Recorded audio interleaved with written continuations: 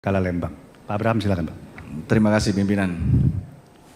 Yang terhormat Pak Menlu dan jajaran, pertama-tama terima kasih atas paparannya yang sangat komprehensif.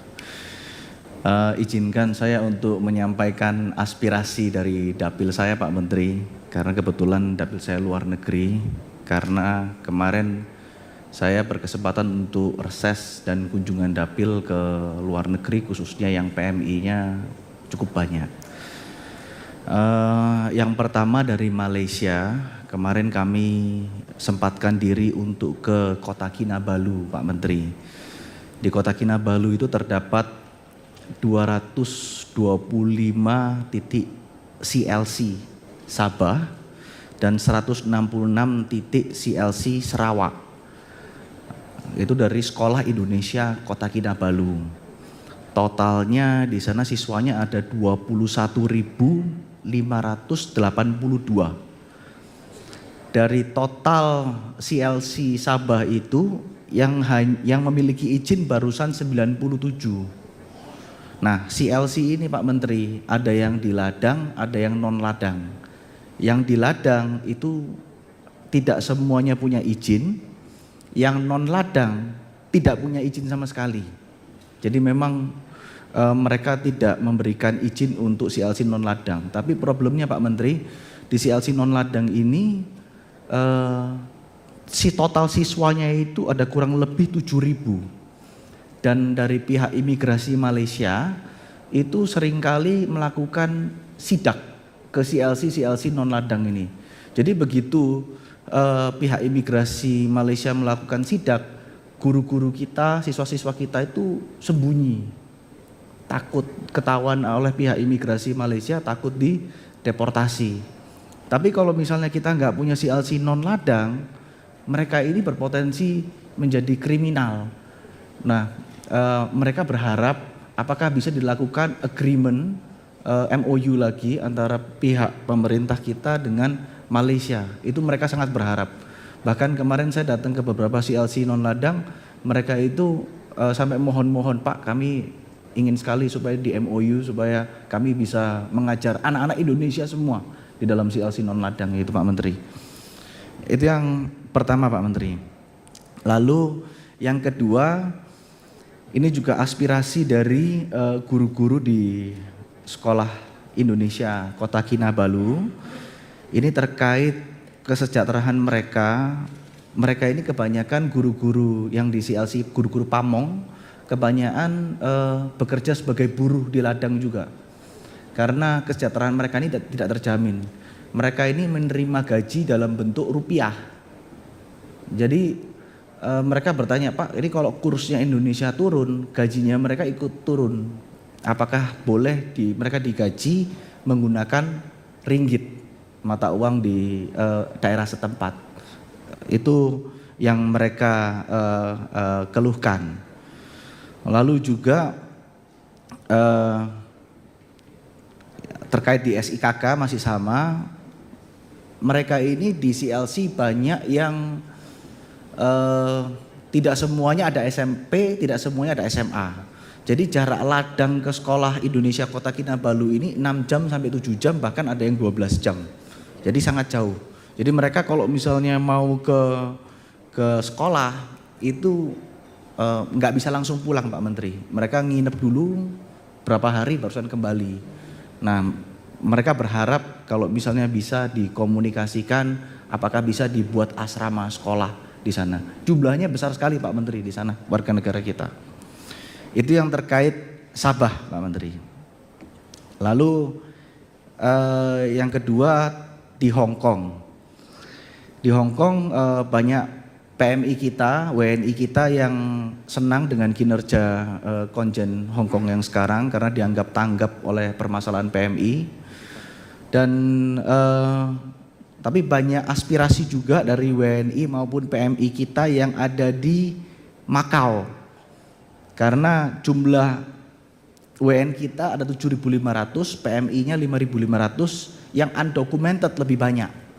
Nah, mereka kadang-kadang perwakilan kita di sana kalau membuka tulisan perwakilan gitu bisa dikejar-kejar oleh official di Makau. Jadi mereka berharap apakah bisa dibentuk KJRI di Makau. Itu hanya aspirasi, Pak, karena supaya mereka nggak bolak-balik ke Makau ke Hong Kong. Lalu yang ketiga mengenai di Amerika, Pak Menteri. Jadi di Amerika ini tahun 2021 sampai 2003 penggunaan layanan SIM GIM ini meningkat tajam. WNI kita di LA itu penambahannya sampai 66.000 jiwa. Nah, untuk memudahkan komunikasi informasi WNI dan WNA, khususnya dengan pemerintahan Amerika yang Donald Trump, apakah bisa ditambahkan atase imigrasi? Sekedar saran Pak Menteri terkait atase imigrasi. Begitu pula juga dengan yang disampaikan rekan kami Bu Nurul terkait di Kamboja. Di Kamboja kita punya 61.000 WNI dan kriminalitas dan TPPO ini saya rasa sangat dibutuhkan atase imigrasi untuk berkomunikasi dengan imigrasi setempat. Lalu ada 4 lokasi lagi Pak Menteri yang kami mendapatkan saran, yaitu di Brunei, PMI kita ada 30.000 lebih juga nggak punya atase imigrasi. Di London banyak pelajar kita yang akan sangat terbantu dengan adanya atase imigrasi. Begitu juga dengan Abu Dhabi dan Afrika Selatan. Di Abu Dhabi kita punya 58.000 WNI. Tentunya semua ini untuk kepentingan WNI kita yang di luar negeri Pak Menteri, dan untuk mempermudah komunikasi imigrasi kita dengan imigrasi negara-negara setempat. Kemarin kami juga sempat komunikasi dengan Kementerian Imigrasi. Mereka mengatakan kami sudah sempat membuat usulan kepada Kementerian Luar Negeri, kiranya bisa dibantu untuk ditindaklanjuti Pak Menteri. Selanjutnya nomor 4 adalah terkait dengan masih dengan kaitan dengan warga negara Indonesia kita yang ada di Malaysia. Jadi Pak Menteri, warga negara kita yang di Malaysia itu kemarin kami berkomunikasi dengan Pak Dubes Hermono. Itu di Immigration Detention Center kita ada 3.000 warga negara kita yang stuck di Malaysia karena nggak bisa dipulangkan karena terkait dengan biaya. Jadi mereka ini ditahan oleh imigrasi karena masuk secara ilegal, lalu ditahan di Immigration Detention Malaysia, mereka nggak bisa pulang. Nah kemarin saya diskusi dengan Pak Dubes bagaimana kita cara memulangkan mereka ini. Dia bilang, Mas Abraham, tahun 2015 kita sempat pernah memulangkan 1.000 pada waktu itu, bekerja sama dengan Kementerian Tenaga Kerja dan Angkatan Udara menggunakan pesawat Hercules. Pada waktu itu biayanya yang membiayai kalau nggak salah Kementerian Tenaga Kerja. Nah kemarin pada waktu raker dengan Panglima, saya sempatkan tanya ke Pak Panglima dan Pak Kasau, Pak apakah bisa dipinjamkan Hercules untuk pemulangan 3.000 WNI kita yang ada di Malaysia. Mereka bilang siap, mereka akan membantu, mereka tinggal menunggu surat dari Kementerian Luar Negeri apakah ini mau dilakukan atau enggak. Tapi apabila ini bisa dilakukan, alangkah baiknya Pak Menteri.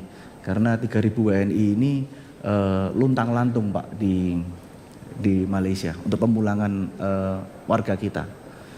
Lalu yang terakhir ini Pak Menteri, ini yang terakhir, ini terkait dengan warga negara kita di Myanmar.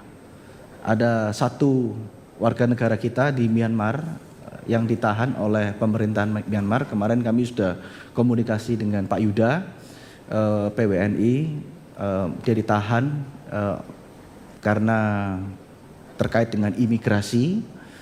Nah alangkah baiknya bisa dikomunikasikan untuk diberikan amnesti ataupun dideportasi karena dia dituduh bahwa dia mendanai pemberontak Myanmar, anak muda Pak, umurnya seumuran saya 33, masih muda, padahal dia tidak ada niat untuk seperti itu. Dia hanya selebgram, suka bikin konten.